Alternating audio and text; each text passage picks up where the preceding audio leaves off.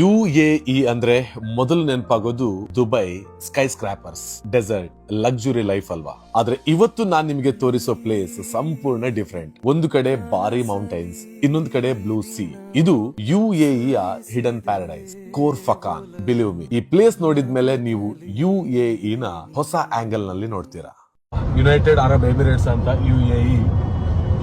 So 7 Emirates ಗಳು ಅಂದ್ರೆ state ಗಳಂದ್ರೆ ಯಾವ್ದೆಲ್ಲ ಅಂತ ಹೇಳಿದ್ರೆ 1 Dubai, 2 Abu Dhabi, 3 Sharjah, 4 ಅಜ್ಮಾನ್, Russell keema, okay 5, 6 ಫುಜೈರಾ ಅಂತ ಬರುತ್ತೆ, 7 ಉಮಲ್ ಕ್ವೈನ್ ಅಂತ.